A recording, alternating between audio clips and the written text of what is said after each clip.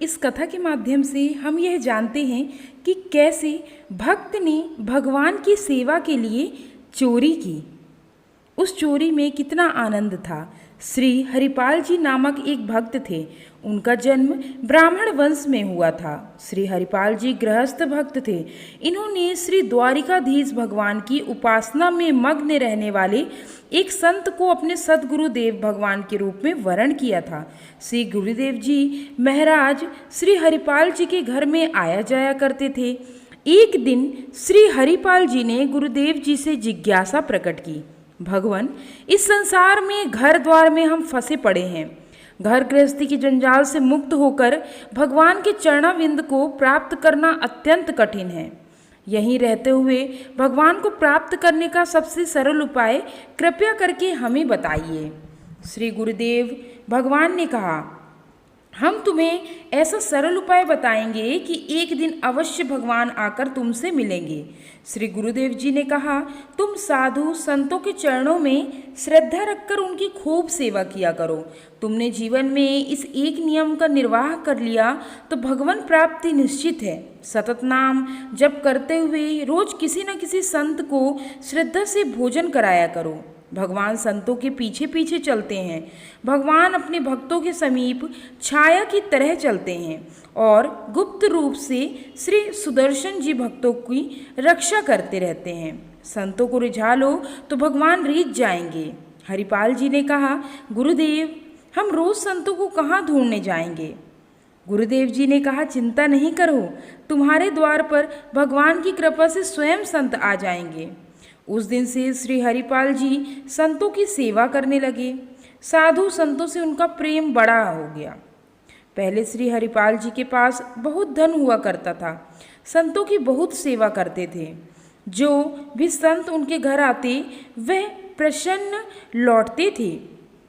सब संत भ्रमण करते हुए अन्य संतों को कहते थे, एक बार कभी हरिपाल जी के घर भी जाकर देखो, कैसी निष्काम सेवा करते हैं, किस तरह से संतों के चरणों में श्रद्धा रखते हैं। अब तो बहुत से संत आने लगे। धीरे धीरे हरिपाल जी के घर संतों का आना जाना बढ़ गया। अब तो इतने संत आने लगे कि घर से बाहर जाने तक का समय हरिपाल जी को नहीं मिलता। बाहर जाना बंद हो गया, अतः धन कमाने नहीं जा सकते थे। धीरे धीरे जितना भी धन था वह संतों की सेवा में लुटा दिया। जब घर में कुछ भी नहीं रहा तब बाजार से कर्ज ले लेकर कई हजार रुपयों की सामग्री साधुओं को खिला दिया। हरिपाल जी की संत सेवा के बारे में सर्वत्र चर्चा थी, अतः हर दुकान वाला उन्हें कर्ज दे देता था। लगभग हर दुकान से हरिपाल जी ने कर्ज ले लिया था, परंतु जब कर्ज बहुत अधिक बढ़ गया तो कोई कर्ज देना स्वीकार नहीं कर रहा था। जब कर्ज मिलना बंद हो गया तब चोरी का सहारा लिया, परंतु साधु संतों की सेवा करना बंद नहीं किया। हरिपाल जी बहुत बलवान थे। वे सोचते थे कि ये भगवान और संतों से विमुख लोग दान धर्म तो करते नहीं और ना भजन करते हैं। भगवान से विमुख लोगों का धन यदि चोरी करके संत सेवा करी जाए तो इन भगवत विमुखों का अन्य संतों के पेट में जाएगा। इस तरह से इन भगवत विमुख लोगों का भी कल्याण हो जाएगा और संतों की सेवा भी होगी। चोरी करते समय यह ध्यान में रखते थे कि भगवान से विमुख धनिक का धन ही लें। जो भक्त वैष्णव संत हो अथवा भक्त का कोई चिन्ह तिलक कंठी दिखाई पड़े तो उस व्यक्ति का धन चोरी नहीं करते थे। संतों की सेवा थोड़ी देर के लिए स्त्री को सौंपकर बाहर जाते थे और घूमकर यह देख लेते थे कि किसके घर में भगवान की सेवा नहीं होती, कहाँ भजन नहीं होता। फिर रात में जाकर उसी घर पर चोरी करते थे। एक दिन बाहर जाकर सोचने लगे, आज किसके घर में चोरी करनी चाहिए। उन्हें एक वैश्य व्यापारी का घर दिखाई पड़ा। हरिपाल जी ने वहाँ जाकर देखा कि यहाँ कोई कंठ तिलक धारण नहीं करता, घर में जप कीर्तन नहीं होता। हरिपाल जी ने सोचा आज रात में इसी के घर चोरी करेंगे। रात्रि के समय हरिपाल जी उस व्यापारी के घर में चुपचाप चले गए और चोरी करने लगे। जिस व्यापारी के घर में हरिपाल जी गए थे वो गुप्त रूप से भजन करता था। संतों में उसकी बहुत श्रद्धा थी। वैष्णव वेश में उसकी श्रद्धा थी, परंतु वह बाहरी रूप से तिलक कंठी धारण नहीं करता था। वह यह भी जानता था कि हरिपाल जी संतों की सेवा के निमित्त चोरी करते हैं, परंतु कंजूस होने की वजह से कभी हरिपाल जी की सहायता नहीं कर पाए। हरिपाल जी रात में जब उसके घर पर चोरी कर रहे थे तभी थोड़ी आवाज़ हुई। व्यापारी की बेटी नींद से जागी और पिताजी को भी नींद से जगाया। व्यापारी की बेटी ने कहा, पिताजी लगता है घर में कोई चोर घुस गया है।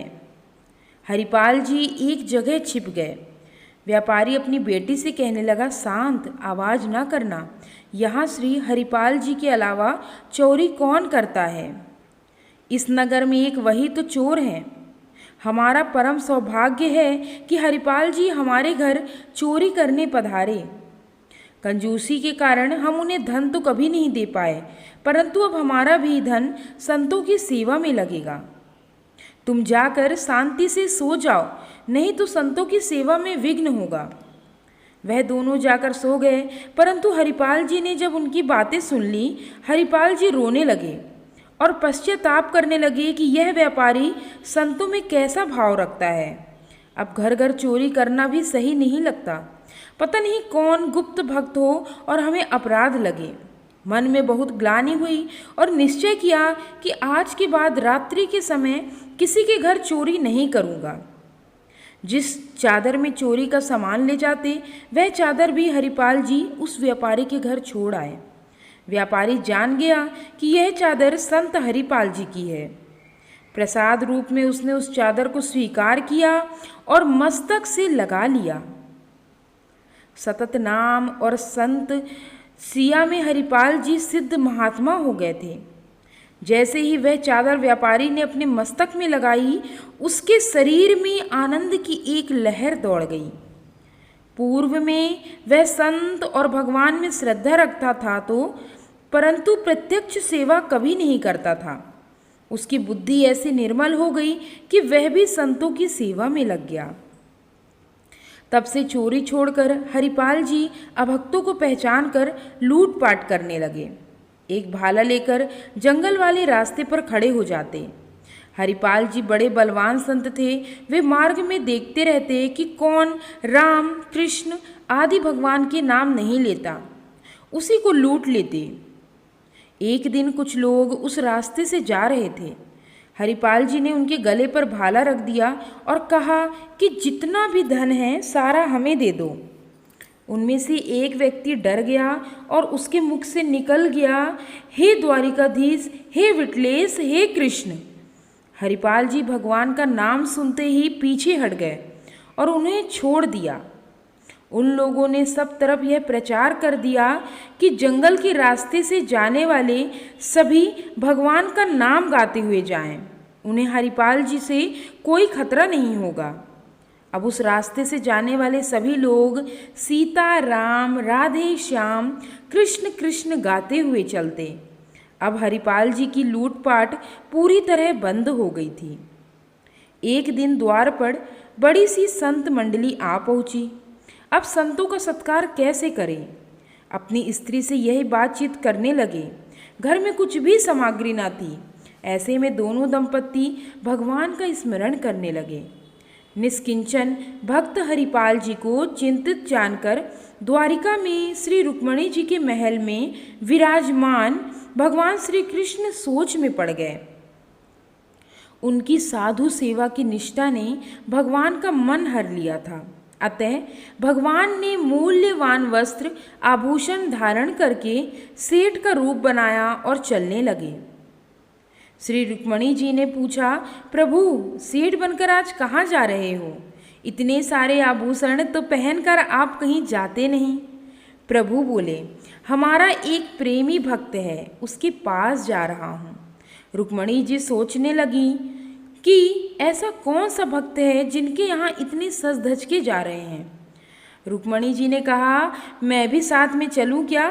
भगवान ने कहा, आओ चलें, परंतु श्रृंगार में कोई कमी न करना।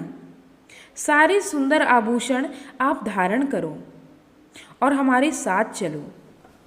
भगवान ने रुक्मणी जी से कहा कि हम ऐसे भक्त के यहाँ जा रहे हैं वहाँ कोई भगवत चर्चा ना होने पाए, केवल व्यापार, वस्त्र, आभूषण के बारे में ही बात करना। रुक्मणी जी सोचने लगी कि ऐसा कौन भक्त है जो भगवान की चर्चा से चिढ़ता हो।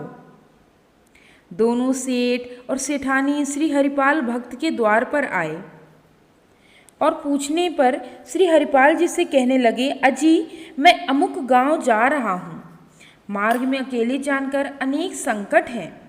यदि हमें कोई पहुँचा दे तो हम उसे मजदूरी के रुपये दे देंगे।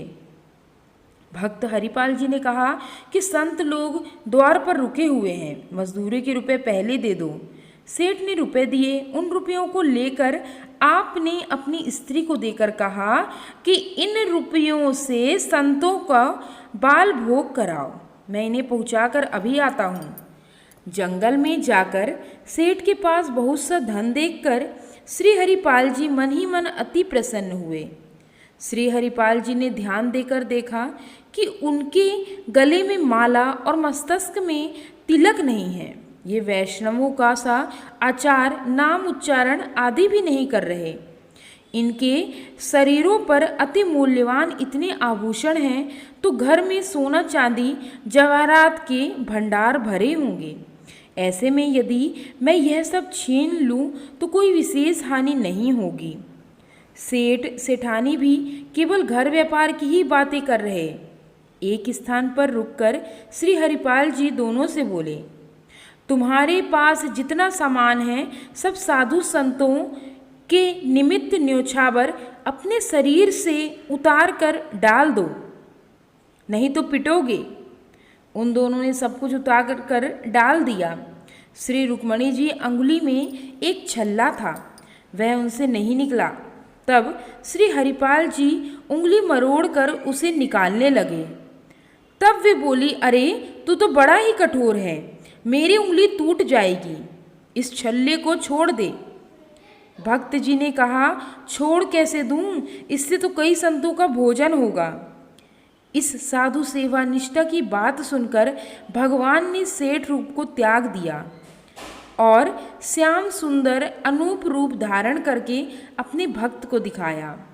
हरिपाल जी के गुरुदेव की वाणी सत्य हो गई, मेरे प्यारे हो, भक्तों में श्रेष्ठ हो। ऐसा कहते हुए भगवान ने हरिपाल जी को छाती से लगा लिया। जब कोई भक्त जीवन में कोई नियम लेता है तो उस नियम की दृढ़ता की परीक्षा अवश्य होती है, और यदि वह उस नियम का किसी भी परिस्थिति में त्याग नहीं करता तो भगवान की प्राप्ति सहज हो जाती है। गुरुदेव जी के द्वारा दिया हुआ नियम हरिपाल जी ने कभी नहीं छोड़ा। कैसा भी दुख आया परंतु संतों की सेवा करते रहे। बाद में भगवान ने हरिपाल जी की संत सेवा से प्रसन्न होकर उन्हें अपार धन दिया। जय जय श्री राधे कृष्ण, हरि ओम, हरि विष्णु। दोस्तों, मेरे द्वारा सुनाई गई यह कथा, यह भक्ति भाव की कथा यदि आपको पसंद आई हो तो मेरे YouTube चैनल उमंग ज़िंदगी को लाइक, शेयर और सब्सक्राइब जरूर करें। Thanks for watching.